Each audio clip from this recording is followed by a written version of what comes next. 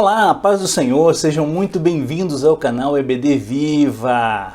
Nós estamos mais uma vez na presença do Senhor e na presença de vocês para apresentar mais uma lição bíblica da Escola Dominical.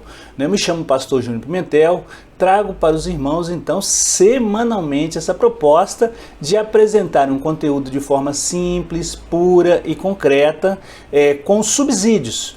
Versículos adicionais, alguns comentários, e nós somos fidedignos à lição bíblica aplicada pelo comentarista.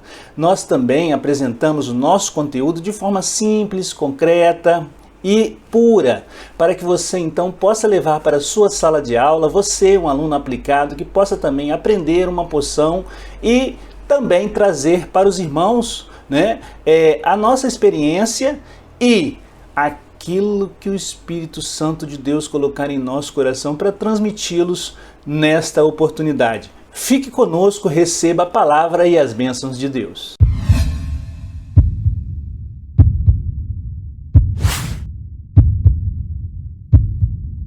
Aviva, ó Senhor, a tua obra no meio dos anos faze-a conhecida. Abacuque, capítulo 3, versículo 2, parte B. Nós, pela graça de Deus, estamos no primeiro trimestre de 2022 e o tema das lições de adultos deste trimestre é a supremacia das Escrituras, a inspirada, infalível, inerrante Palavra de Deus. Vamos juntos? A lição de número 5, 23 de janeiro de 2022. Como ler as Escrituras? Vamos lá, já adentrando aí no texto áureo da lição de hoje. E correndo, Filipe ouviu que lia o profeta Isaías e disse: Entendes tu o que lês? Atos, capítulo 8, versículo 30. Verdade prática é: as técnicas de interpretação auxiliam na compreensão da Bíblia, mas não são infalíveis. Por isso, não pode ser colocadas acima da autoridade da Palavra de Deus. Leitura bíblica em classe está contida no livro de Atos, capítulo 8, versículos 26 a 30. É uma leitura, poucos versículos. E o anjo do Senhor falou a Felipe, dizendo: Levanta-te e vai para a banda do sul, ao caminho que desce a Jerusalém para Gaza, que está deserto. E levantou-se e foi. E eis que um homem etíope, eunuco, mordomo-mor de Candace, rainha dos etíopes, o qual era superintendente de todos os seus tesouros, e tinha ido a Jerusalém para a adoração, e regressava e, sentado no seu carro, lia o profeta Isaías. E disse o Espírito a Felipe: Chega-te, ajunta-te a este carro. E correndo Felipe ouviu que lia o profeta Isaías e disse: Entendes tu o que lês? Esta é a leitura bíblica de hoje. E a palavra-chave da lição de hoje é leitura. Nosso título, o título da lição de hoje é Como ler as Escrituras. Como ler as Escrituras. Então, a palavra-chave é leitura. Vamos já entrando aí com um versículo subsídio para você hoje, um versículo para você aplicar já no início da sua aula, na sua classe. Apocalipse, capítulo 1, versículos de 1 a 3. Aí o Senhor disse a João: revelação de Jesus Cristo, a qual lhe deu para mostrar aos seus servos as coisas que brevemente devem acontecer. E pelo seu anjo as enviou, e as notificou a João, seu servo, o qual testificou da palavra de Deus e o testemunho de Jesus Cristo, e de tudo o que tem visto. Bem-aventurado aquele que lê e os que ouvem as palavras desta profecia e guardam as coisas que nelas estão escritas, porque o tempo está próximo. Nós grifamos, é grifo nosso, viu, irmãos, essas três palavrinhas. Primeiro, quem lê é bem-aventurado. É o que nós estamos estudando hoje, a leitura da Bíblia. E os que ouvem as palavras dessa profecia. E os que guardam as coisas que nelas estão escritas. Então, são três, aí é um tripé. Lê, ouve e guarda. Ler, ouvir e guardar. Né? São três verbos que são importantes para que nós então apliquemos a palavra de Deus em nossa vida. Os objetivos da lição de hoje são: primeiro, expor que a Bíblia precisa ser interpretada. Segundo, pontuar os pressupostos pentecostais para a leitura da Bíblia. E terceiro, apresentar os princípios basilares, os princípios básicos de interpretação bíblica. Nós queremos fazer aqui um parêntese rapidinho, pedindo para os irmãos, mais uma vez, compartilhar o nosso material. Primeiro, se inscrever no nosso canal. E vocês que estão inscritos, nós agradecemos ao Senhor e pedimos que o Senhor continue abençoando rica e poderosamente a sua vida e da sua família, lhe dando saúde nesse ano de 2022 e nos anos vindouros. E para os irmãos que entraram, que estão inscritos, compartilhe o nosso material, acione o sininho aí depois de você se inscrever, para que você possa receber o nosso material em primeira mão. E deixa também um comentário aí na nossa timeline, é muito importante, nós sempre fazemos citações ao final de nossas lições. Vamos à introdução da lição de hoje. A leitura e o estudo das Escrituras são um dever e ao mesmo tempo são também um privilégio, né? Por isso, temos que zelar pelo conhecimento bíblico e estar conscientes da necessidade de aplicar o texto sagrado em nossas vidas. Por que é um dever? É um dever do cristão porque nós precisamos cuidar, ter nelas a vida eterna. É ela que nos leva para a vida eterna. Meditando nas Escrituras, que nós conseguimos, irmãos, aumentar a nossa fé em Deus. Nós conseguimos, então, ali todas as indicações dos caminhos que nós devemos seguir aqui na Terra. É a nossa bússola, é o nosso GPS. Ela precisa, então, nós precisamos tê-la não só na nossa estante, mas na nossa cabeceira, e nós lermos, meditarmos constantemente, ter prazer na lei do Senhor. E um privilégio, é um privilégio porque Deus se manifestou aos homens por meio da sua palavra.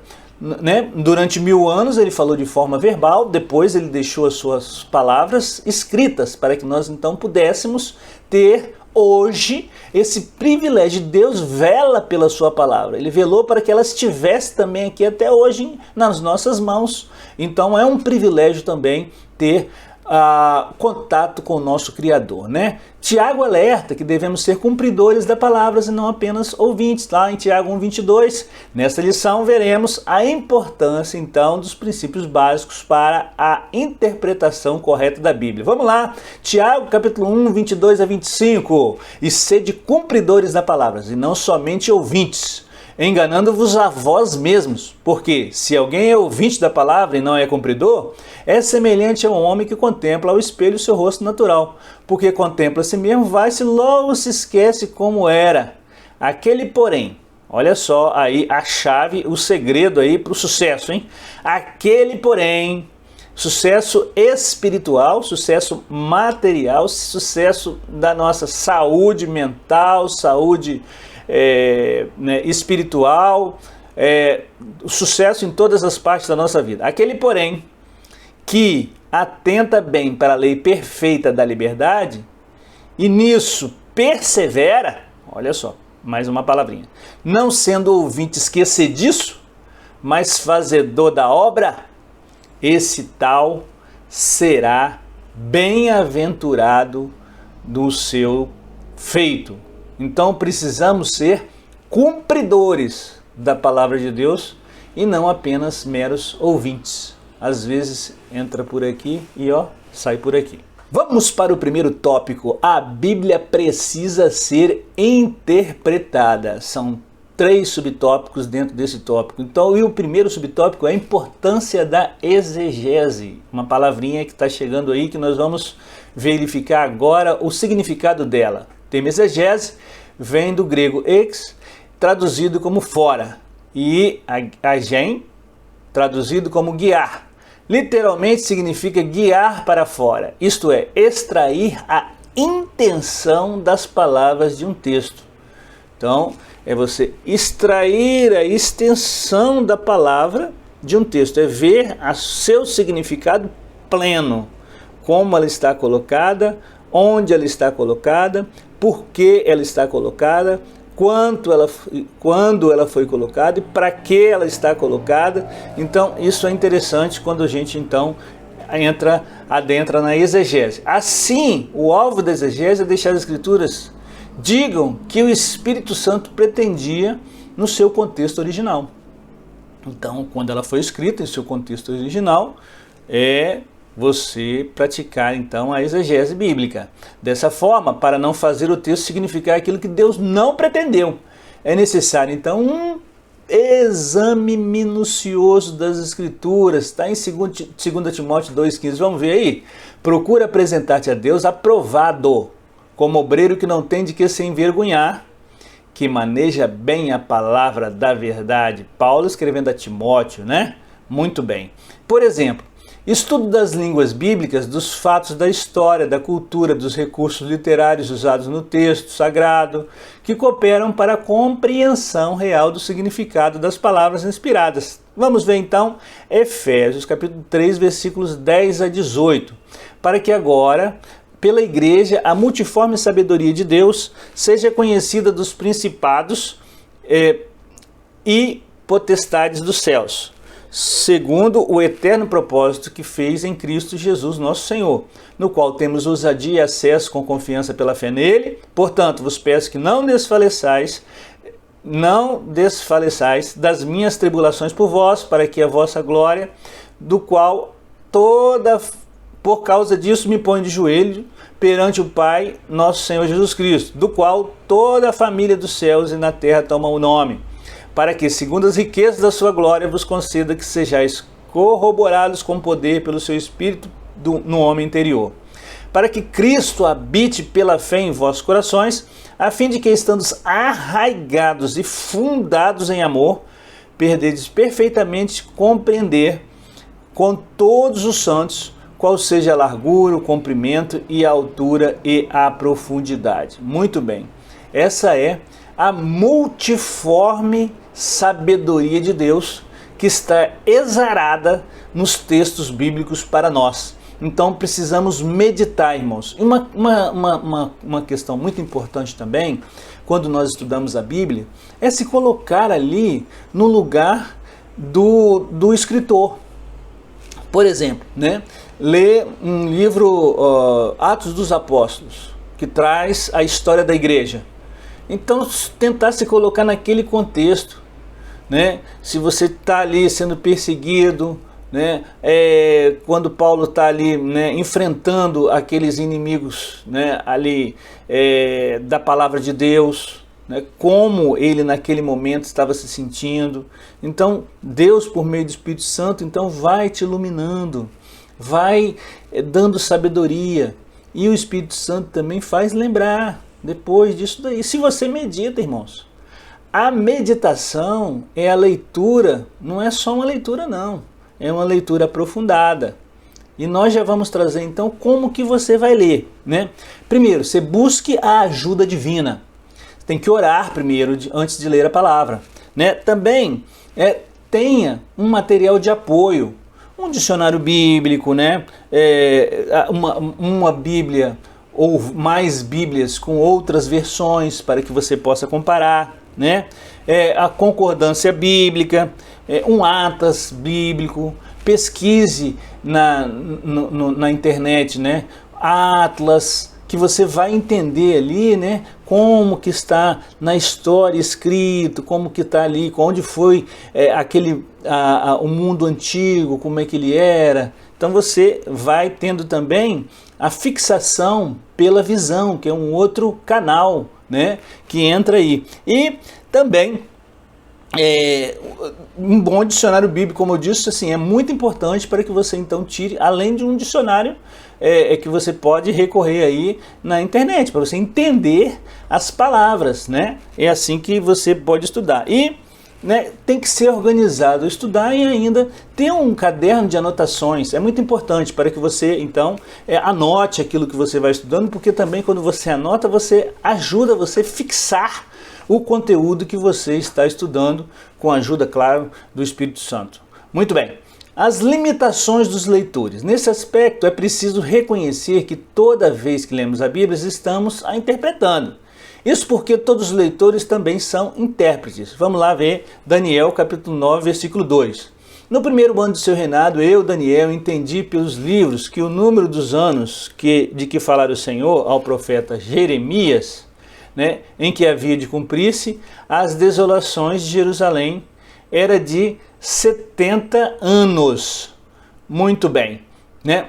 O problema desta constatação reside nas ideias que trazemos conosco antes mesmo de começarmos a leitura da Bíblia. Vamos lá ver em Efésios 4, 22. Que tanto ao trato passado vos despojei dos velho homem que se corrompe pelas consciências do engano. Nós temos as nossas vivências, nós temos a nossa cultura, e isso nos influencia como seres humanos na leitura da palavra. A palavra é uma só, é inerrante, é infalível, é inspirada. E quem é o autor? Deus. E o Espírito Santo nos ajuda a interpretar as suas leis, a Escritura sagrada. Então devemos pedir auxílio ao autor, sempre ao estudarmos a palavra, e não pela nossa sabedoria, irmãos. Nós não somos nada. O reino de Deus é inversamente proporcional. Se a gente acha que é o bam, estamos fadados ao fracasso espiritual. Mas quando nós nos colocamos sob a direção de Deus, quando nós nos humilhamos na presença do Senhor, Ele nos exalta. Então o reino de Deus, eu sempre digo que é inversamente proporcional. Quer crescer? Diminua. Quer ser servido? Sirva. Então nós precisamos de meditar nas palavras do Senhor e seguir o exemplo de Jesus, né? Que é o autor e o consumador da nossa fé. Muito bem. Por conseguinte, nem sempre o entendimento daquilo que lemos produz a verdadeira intenção do Espírito Santo. 2 Pedro 3,16. Falando nisso, como em todas as suas epístolas, entre as quais há pontos difíceis de entender, que os indoutos e os inconstantes torcem igualmente outras escrituras para sua própria perdição, porque o tempo está próximo. Muito bem, né? Pedro falando aí, né, que aquelas epístolas de Paulo eram difíceis de interpretar, né? E que muitos que eram inconstantes ali torciam a palavra de Deus. E até hoje torcem, né? Torcem a palavra. E querem que a palavra haja em seu bel prazer. E não é isso que Deus quer para nós. Quer que nós meditemos, que sejamos crentes bereanos. Nós precisamos de confrontar. Inclusive, quando você tem pessoas que pregam a palavra, consulte na Bíblia, não acredite cegamente. Você precisa de ler e consultar na Bíblia se aquilo que está sendo pregado é realmente extraído da Bíblia Sagrada. Porque a revelação está posta, é a palavra de Deus, né? E nós precisamos então ser fidedignos a ela, porque como nós já aprendemos, quem acrescentar um tio, ou uma vírgula, ou retirar, também vai ter as maldições que estão contidas nesse livro, né? Muito bem. Em virtude dessa nossa inclinação pecaminosa que nos induz ao erro, né? Romanos 8:7. Porquanto a inclinação da carne é inimizade contra Deus, pois não é sujeita à lei de Deus, nem em verdade o pode ser. Precisamos usar métodos sadios que nos auxiliem na interpretação das Escrituras. Romanos 12:2. Não sedes conformados com esse mundo, mas sedes transformados pela renovação do vosso entendimento, para que experimenteis qual seja a boa, agradável e perfeita vontade de Deus. Essa é uma nobre tarefa atribuída pelo salvo, todo salvo, em Jesus Cristo. Vamos lá aos dois últimos versículos aí citados nesse segundo ponto do primeiro tópico. 1 Timóteo 4,13. Persiste em ler, exortar e ensinar até que eu vá. Em Apocalipse 1:3, como nós lemos no início, né, bem-aventurado aquele que lê, que ouve as palavras dessa profecia, que guardam as coisas que nelas estão escritas, porque o tempo está próximo, irmão. Jesus está voltando. Subtópico 3, a natureza das Escrituras. Nesse ponto, ratificam que a necessidade da Bíblia ser interpretada acha-se na natureza da própria palavra de Deus. A Bíblia se interpreta pela Bíblia. Esta é a interpretação. Por isso, irmãos, ao longo dos anos, como nós vamos rever aqui hoje, né, de 1.600 anos, né, foi escrita por aproximadamente, né, o tempo de que ela foi escrita aí, né, por 40 autores diferentes. Né? Portanto, os textos canônicos possuem particularidades que não podem ser ignoradas. Dentre tantas, aí já citamos agora o que nós acabamos de dizer, observando também, irmão, que precisamos ser observadas as regras gramaticais, né? E o contexto histórico literário, né, em que foram redigidas. Então vamos lá ver Mateus 5,18, porque na verdade te digo que até que o céu e a terra se passem, nem um jota ou um tio jamais passará da lei, sem que tudo seja cumprido. Muito bem. Nós trazemos para os irmãos aí a Declaração de Chicago sobre a inerrância bíblica. Lá no Concílio de Chicago, de 1978, 19 artigos foram escritos lá, né, nessa declaração, com afirmações e negações.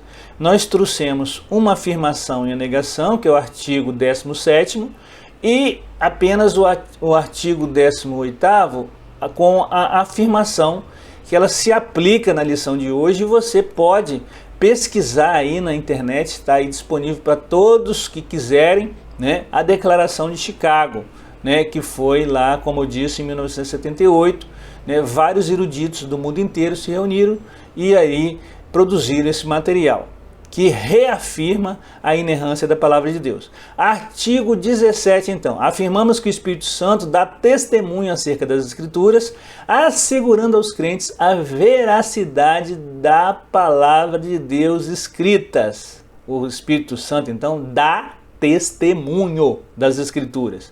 Negamos que esse testemunho do Espírito Santo atue isoladamente das Escrituras, fora dela. Não. A Bíblia se interpreta pela própria Bíblia, ou em oposição a ela. Se tem alguma doutrina contrária à Bíblia, ela deve ser refutada. Artigo 17, afirmamos que o texto das Escrituras deve ser interpretado mediante a exegese histórica gramatical, ou seja, né, fidelidade, daqui a pouco nós vamos entender essa palavrinha aí, levando em conta suas formas e recursos literários que as Escrituras devem interpretar as Escrituras. Olha, é muito bom, leve para a sua sala de aula a Declaração de Chicago, mas nenhum documento, nem o nosso credo assembleiano, nada é superior às Escrituras. As Escrituras são superiores, inclusive é superior à igreja. As Escrituras. A Escritura é a palavra de Deus em primeiro lugar. Sinópticos, tópico 1. As Escrituras Sagradas precisam ser interpretadas para que todos conheçam o verdadeiro significado da mensagem. Aproveitando, vamos entrar logo no segundo tópico, pressupostos pentecostais para ler a Bíblia. Autoridade da Bíblia. Uma das marcas do pentecostalismo é o seu compromisso inegociável com as Escrituras. Cremos na inspiração divina, verbal, plenária da palavra de Deus, está lá em nosso credo, no primeiro credo, né? E nessa autoridade final e nas questões de fé e prática. É o manual da regra de fé aí para nós, como Timóteo 3,16 aí, né? Toda escritura é divinamente inspirada e proveitosa para ensinar, redarguir, para corrigir e para instruir em justiça. Portanto, ao ler o livro sagrado, temos que ter o pressuposto de sua inerrância e sua infabilidade. Nós aprendemos domingo passado, inerrância é a Bíblia não erra, infabilidade é a Bíblia não falha. Tudo que está escrito é verdadeiro e serve para o nosso ensino. Vamos lá em Romanos 15,4. Porque tudo que dantes foi escrito para o nosso ensino foi escrito para que pela paciência e a consolação das Escrituras tenhamos esperança. Nossa compreensão, refutamos a relativação, irmãos. e a desobediência aos preceitos bíblicos. O que é a relativação? Né? É tudo dizer que tudo é relativo. Não, isso aí é relativo, não é literal. Relativo o que é? Não, isso aí a Bíblia nós temos que adaptar, temos que atualizar. A Bíblia já está meio ultrapassada, está quadrado. Vamos aí trazer o contexto de hoje. A sociedade mudou, está em plena mudança, o mundo muda. Não, a palavra de Deus nós aprendemos que é imutável, inerrante, infalível, e ela inclusive espelha o caráter de Deus, que também tem as mesmas. O caráter de Deus também é infalível, é imutável, não erra. Apocalipse 22:19 é o próximo texto, né? Se alguém tirar qualquer palavra desse livro da profecia, Deus tirará parte do livro da vida, da cidade santa e das coisas que estão escritas nesse livro. Ela ainda acrescenta nesse texto, logo em seguida, que as pragas que estão contidas nesse livro cairão sobre ela. Acatamos suas doutrinas, reconhecemos a realidade do sobrenatural e da literalidade dos milagres e a atualidade do batismo no Espírito Santo e dos dons espirituais. Então, nós reconhecemos e acreditamos em milagres, cremos no batismo nas águas, cremos no batismo com o Espírito Santo, e vamos ler Atos 2:39 agora aí para ratificar aquilo que nós cremos. Porque a promessa vos diz a respeito de vós e aos vossos filhos e a todos que estão longe e tantos quanto Deus o Senhor chamar. Você, irmão, está debaixo da promessa, eu também. E se Deus prometeu, Ele é fiel para cumprir aquilo que Ele prometeu na minha e na sua vida. Né? Subtópico 2 do tópico 2, iluminação do Espírito Santo. Iluminação. Nós procuramos no dicionário bíblico do pastor Claudionor Corrêa de Andrade, né? Dicionário teológico. Ela vem de quê? Do latim illuminationem.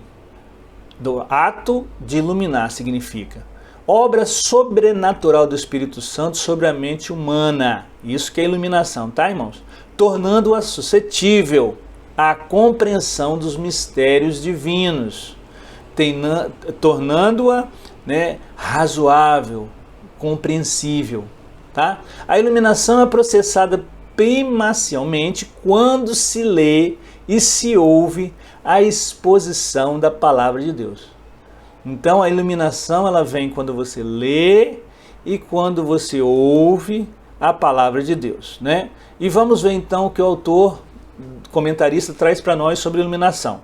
Se refere à atuação do Espírito Santo na vida do crente, que o capacita a discernir as palavras da verdade. Então, discernimento também é uma palavrinha que nós precisamos buscar do Senhor para as nossas vidas, para que nós possamos saber, irmãos, né, se aquilo que está sendo trago para nós vem de Deus ou não. Muitas vezes vem em nome de Deus, mas não é de Deus. Paulo já advertiu isso aí, admoestou, né, lá em Filipos, né, chamou os crentes ali e admoestou ali que ia surgir do meio, né, ali lobos devoradores e de fora também. Então precisamos estar atentos aí. Vamos lá, Efésios 1:17-18. Para que Deus, nosso Senhor Jesus Cristo, Pai da glória, vos dê o seu conhecimento, espírito de sabedoria e revelação, tendo iluminados os vossos olhos, a palavra iluminação vem aí, tá vendo? E do vosso entendimento, os olhos do vosso entendimento, para que saibais qual seja a esperança da sua vocação, quais as riquezas da glória da sua herança dos santos. Lá em 1 de João, capítulo 5, versículo 20, diz: E sabemos que já o Filho de Deus é vindo, que nos deu entendimento para que conheçamos ao verdadeiro, e no que é verdadeiro estamos, isto é, no seu Filho Jesus Cristo. Esse é o verdadeiro Deus e a vida eterna. Muito bem. Somente o estudo racional não é suficiente. Nós achamos que à luz da razão nós vamos compreender, e a própria Bíblia diz isso, que Deus escondeu isso dos sábios entendidos e revelou aos pequeninos. Jesus disse. Então é uma situação que nós precisamos buscar de Deus. O Evangelho é loucura para o mundo, é loucura. Por quê? Porque precisamos crer no Senhor Jesus e ter fé, porque sem fé é impossível agradar a Deus, irmãos. E só pela fé que nós conseguimos então adentrar nos textos bíblicos e ter em nossa vida aquilo que o Senhor Deus tem para nós a cada dia, né? Então, só a luz da razão não é suficiente para o entendimento da revelação de Deus. Contudo, a iluminação não é uma fonte paralela de revelação, nem substitui o exame das Escrituras.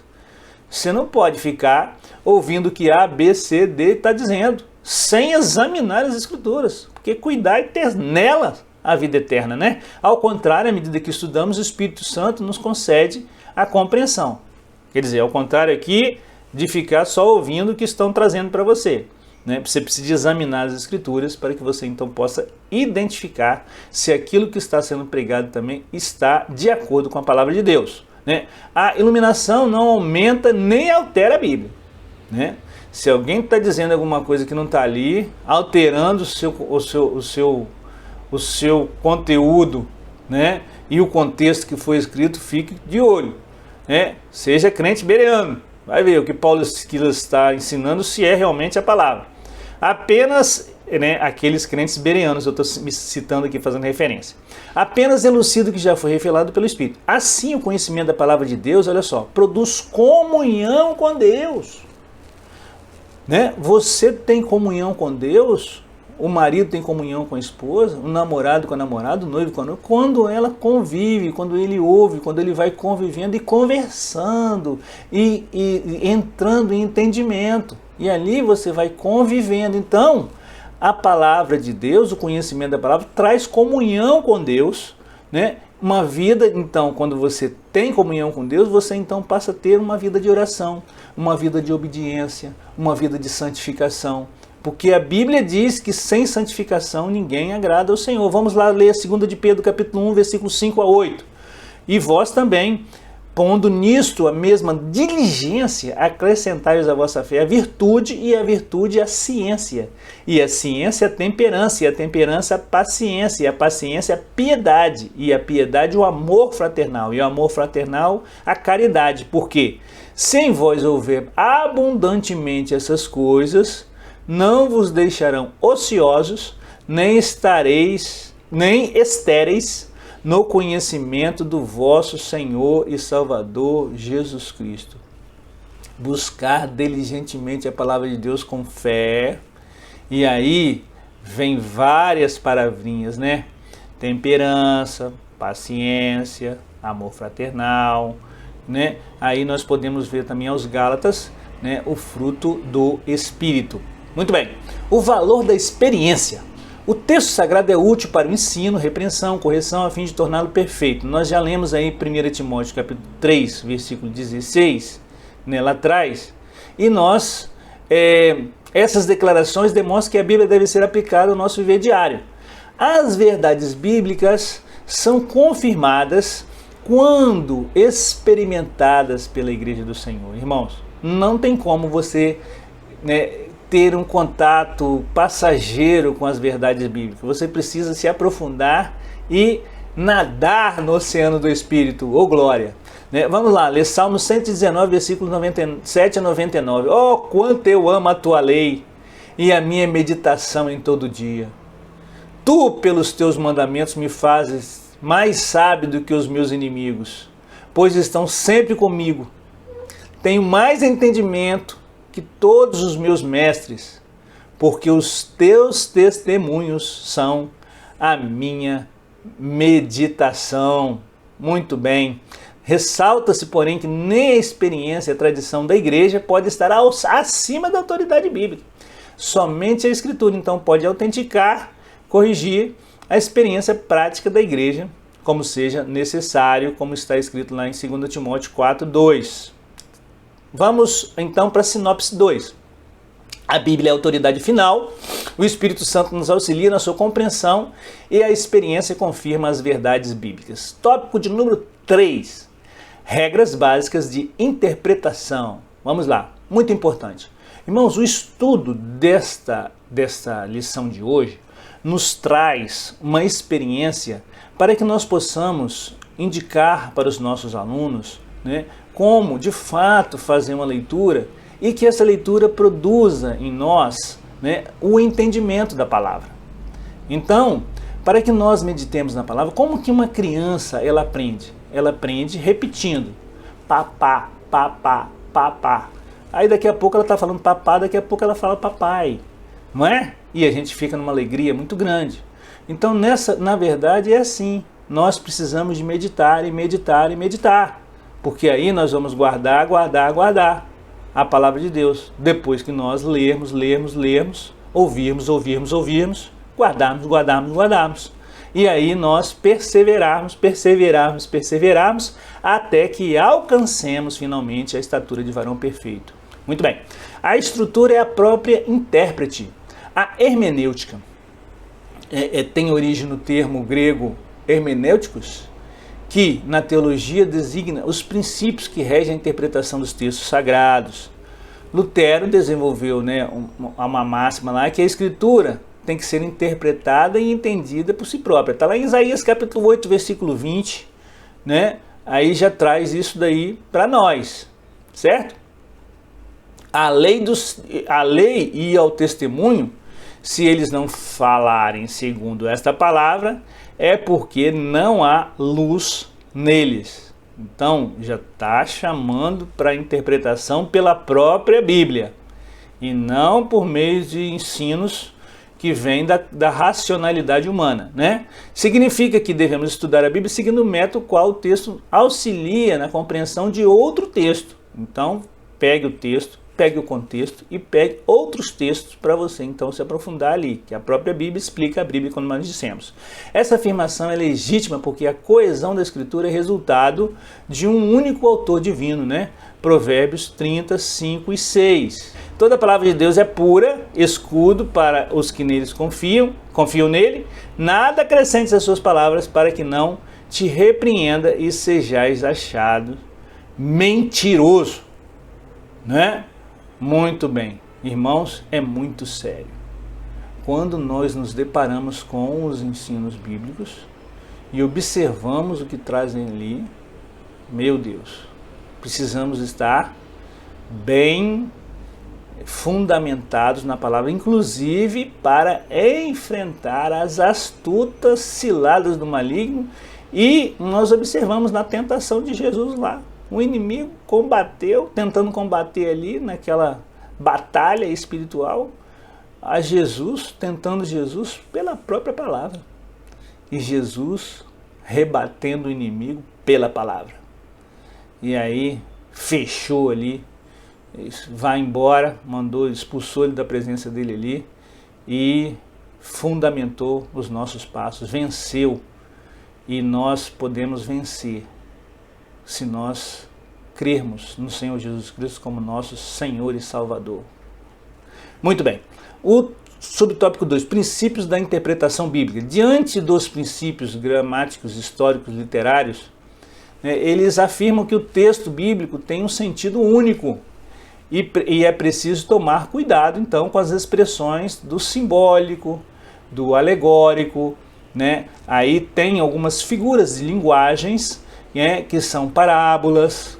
Então, para que você aprenda, às vezes, o que está escrito ali, numa parábola, não é aquele sentido literal, tem que ter uma interpretação do que aquele ensinamento está trazendo para nós naquela escritura ali, naquilo que está escrito, né?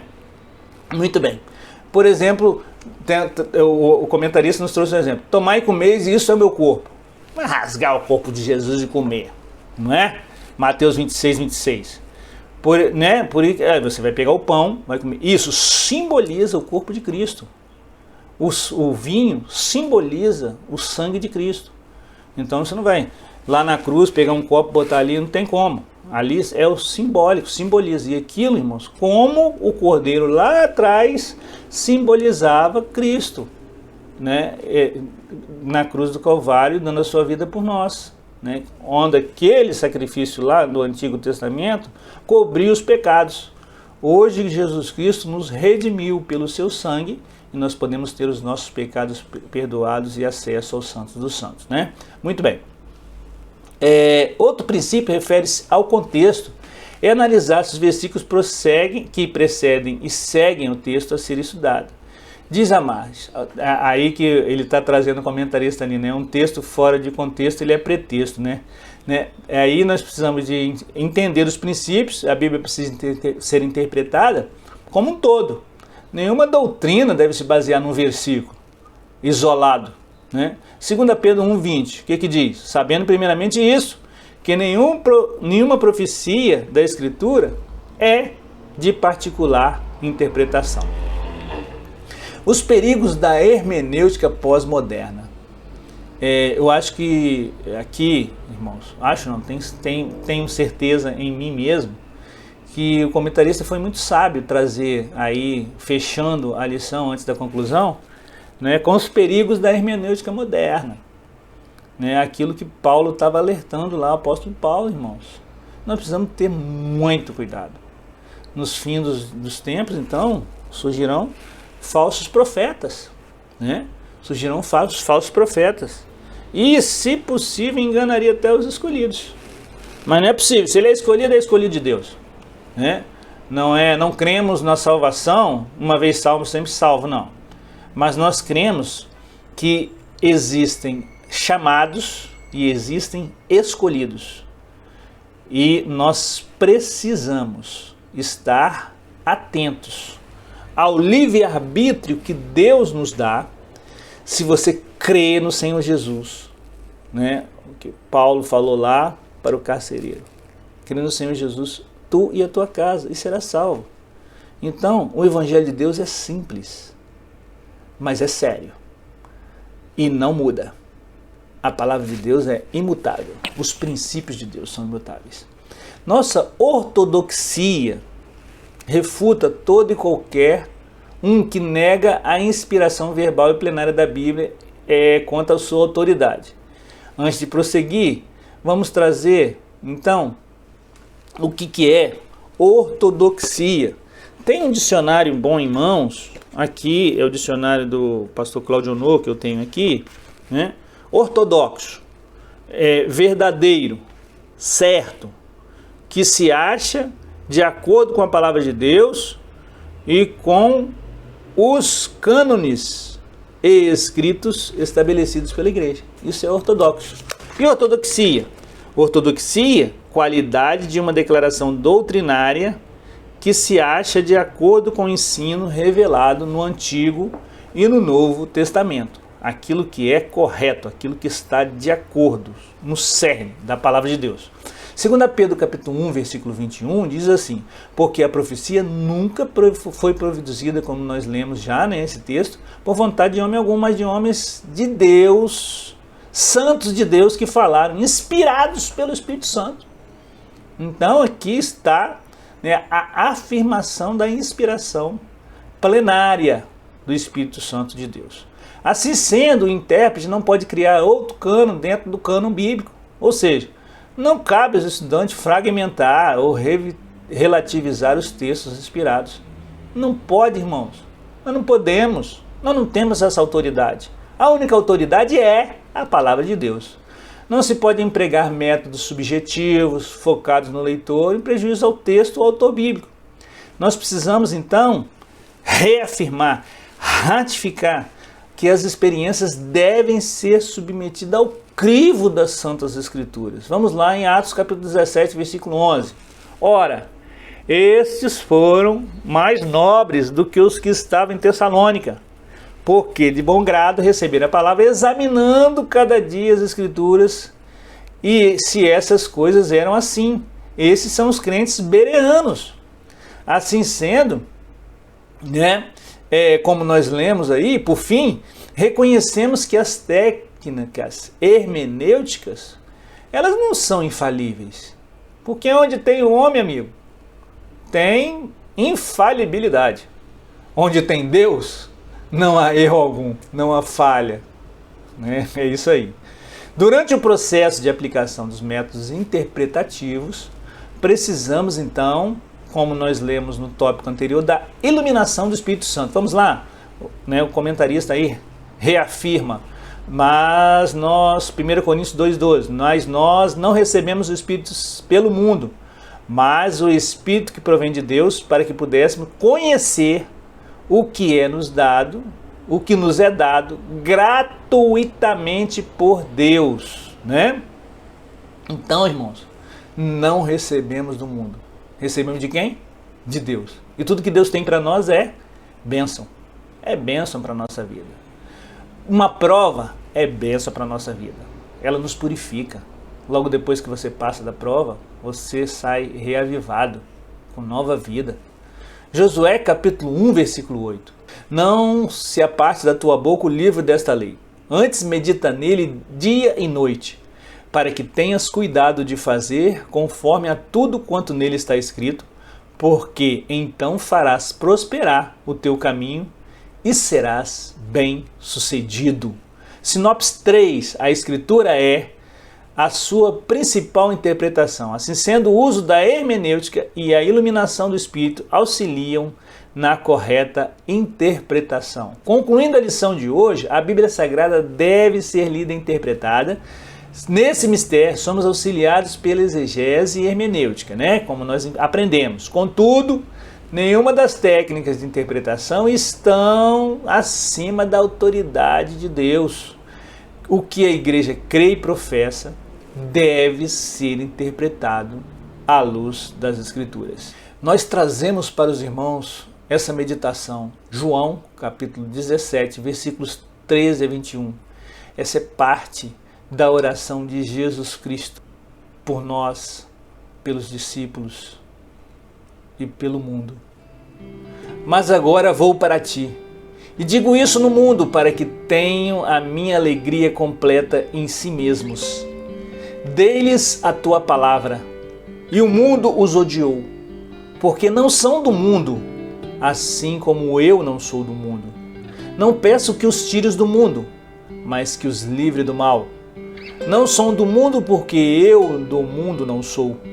Santifica-os na tua verdade. A tua palavra é a verdade. Assim como tu me enviaste ao mundo, também eu os enviei ao mundo.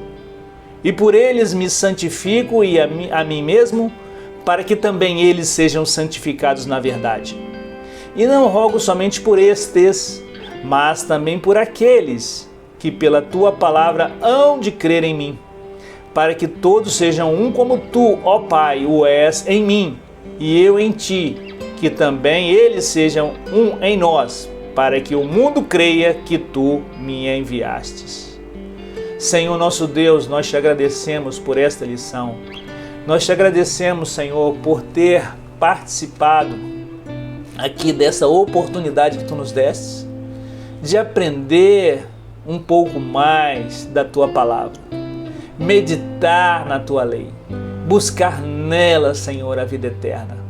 Pai querido, que em nosso Brasil varonil, todas as salas de escola dominical neste domingo, Senhor, possam trazer para os seus alunos, Pai, iluminados pelo Espírito Santo, por intermédio desses vasos que tu tens colocado à frente dessas salas, que são esses muito dignos professores e professoras, que têm essa missão de trazer, Senhor, para os alunos aquilo que tu tens colocado na tua boca.